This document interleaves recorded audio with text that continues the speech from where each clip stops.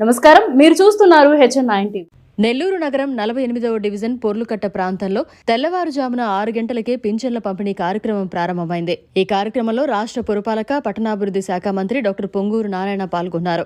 ఈ సందర్భంగా ఆయన టీడీపీ నాయకులతో కలిసి స్వయంగా ఇంటి వద్దకే వెళ్లి అవ్వాతాతల్ని ఎంతో ఆప్యాయంగా పలకరించి 4,000 రూపాయల పింఛన్ నగదును అందించారు.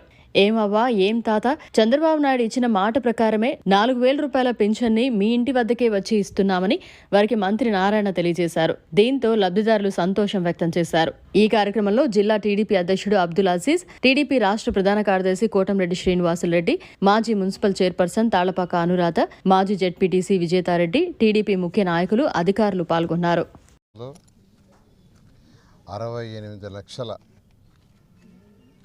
68,64,000 మందికి ఈరోజు పెన్షన్స్ ఉదయాన్నే 6 గంటలకి అన్ని కాన్స్టిట్యున్సీస్లో ఈరోజు ప్రారంభించారు. అధికారులు యాక్చువల్గా డిస్పర్స్ చేయడం జరిగింది.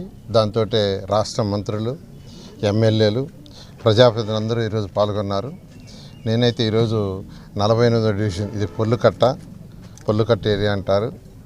ఈ ఏరియాలో ఉదయాన్నే 6 గంటలకి కమిషనర్ గారితోనూ మరియు ఇక్కడ కార్పొరేటర్తోనూ మరియు ప్రజాప్రతినిధులతో ఈరోజు నేను కూడా డిస్ట్రిబ్యూషన్ స్టార్ట్ చేయడం జరిగింది.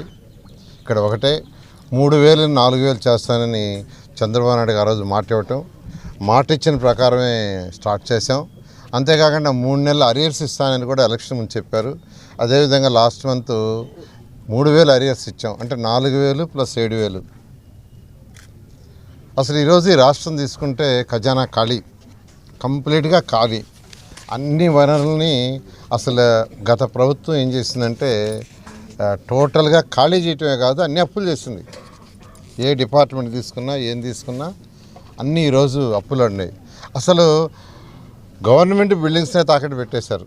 విశాఖపట్నంలో అయితే యాక్చువల్గా సర్క్యూట్ భవన్ అంటారు, అంటే గెస్ట్ హౌస్, దాన్ని కూడా తాకట్టు పెట్టారు. రాష్ట్రంలో ఉన్న అన్ని బిల్డింగ్స్ని తాకట్టు పెట్టి ఈరోజు అప్పులు చేసి రాష్ట్రాన్ని అప్పుల పాలు చేశారు.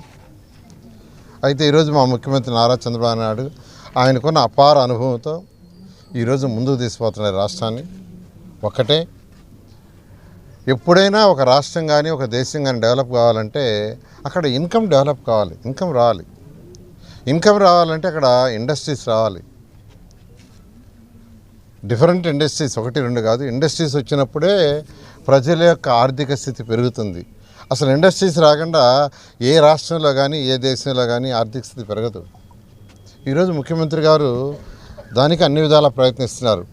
గత 2014-19 దాకా తీసుకోండి. ఉదాహరణకి కియా మోటార్స్, అనంతపురం జిల్లా ఈ రాష్ట్రంలో తక్కువ వర్షపాతం పడే జిల్లా అనంతపురం జిల్లా.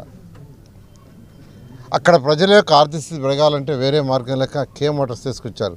10,000 మందికి యాక్చువల్గా అక్కడ ఉద్యోగాలు వచ్చినాయి. 10,000 మంది యొక్క ఆర్థిక స్థితి డైరెక్ట్గా ఇండైరెక్ట్గా పెరిగింది. అలా ఈరోజు మా ముఖ్యమంత్రి నారా చంద్రబాబు నాయుడు చేస్తున్నారు. నా మున్సిపల్ శాఖ అయితే మొత్తం, అంటే ప్రజలు కట్టిన ఇంటి పన్ను కావచ్చు, వాటర్ ట్యాక్స్ కావచ్చు, బిల్డింగ్ ట్యాక్సులు కావచ్చు, అన్నీ కూడా వాడేశారు. మొత్తం గత ప్రభుత్వం అన్ని విధాలా వాడేసింది.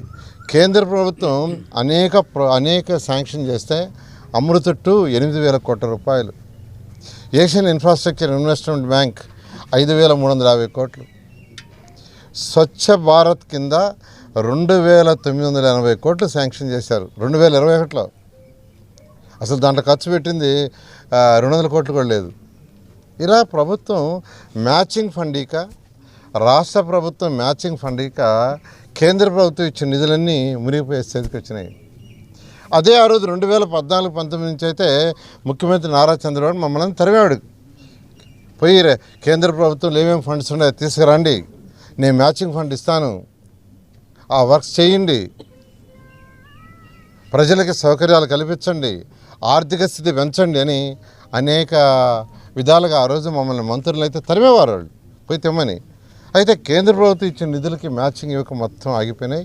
అయితే ఈరోజు రాష్ట్ర ప్రభుత్వం ఖజానా ఖాళీగా ఉంది. అయినా ముఖ్యమంత్రి గారు ఒక పక్క సంక్షేమాలు ఇస్తూ మరొక పక్క డెవలప్మెంట్ కూడా చేయాలనే దాంతో రెండింటిని బ్యాలెన్స్ చేస్తున్నారు.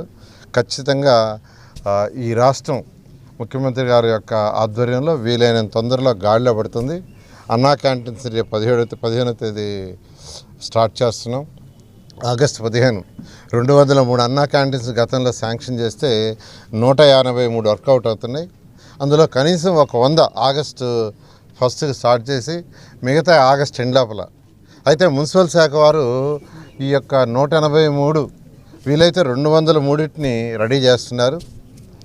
అయితే ఎవరైతే ఈ యొక్క సప్లై చేస్తారో ఫుడ్ వాళ్ళు ఏంటంటే ఫస్ట్ స్టేజ్లో ఆగస్టు 15 ఒక 100 చేస్తాం సార్, మిగతా ఆగస్టు 2కి చేస్తాం, ఎందుకంటే కిచెన్ రెడీ చేసుకోవాలన్నారు. సో ఏదైనప్పటికీ ముఖ్యమంత్రి గారు ఇచ్చిన ఆదేశం ప్రకారం ఆగస్టు 15వ తేదీ కనీసం ఒక 100 స్టార్ట్ అవుతాయి. ఆగస్టు 2కి అన్ని అన్నా క్యాంటీన్స్ని స్టార్ట్ చేస్తాం. కేవలం 5 రూపాయలకే చక్కటి భోజనం గతంలో ఇచ్చి ఎలా అయితే ఈ ప్రభుత్వం పేద ప్రజలకి కడుపు నిండా భోజనం పెట్టాం, అలాంటి యొక్క ప్రోగ్రామ్ని మళ్ళీ స్టార్ట్ చేస్తున్నామని ప్రజలందరికీ తెలియజేస్తూ నేను ప్రజలందరినీ కోరేది ఒకటే, కొద్దిగా సమయం ఇవ్వండి. 5 సంవత్సరాలు గడిచిపోయింది.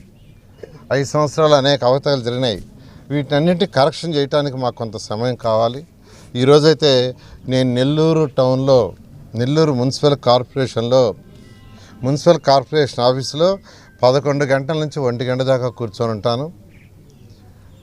స్టేట్ టౌన్ ప్లానింగ్ డైరెక్టర్ గారు రమ్మన్నాను, వాళ్ళ అసిస్టెంట్ రమ్మన్నాను. ఎవరికైతే లేఅవుట్స్ కావచ్చు లేదా బిల్డింగ్స్ అప్రూవల్లో కావచ్చు ఇబ్బందులు ఉన్నాయో వాళ్ళు వచ్చి చెప్పుకుంటే వాళ్ళ సమస్యలు తీర్చడానికి నేనే స్వయంగా కూర్చున్నాను.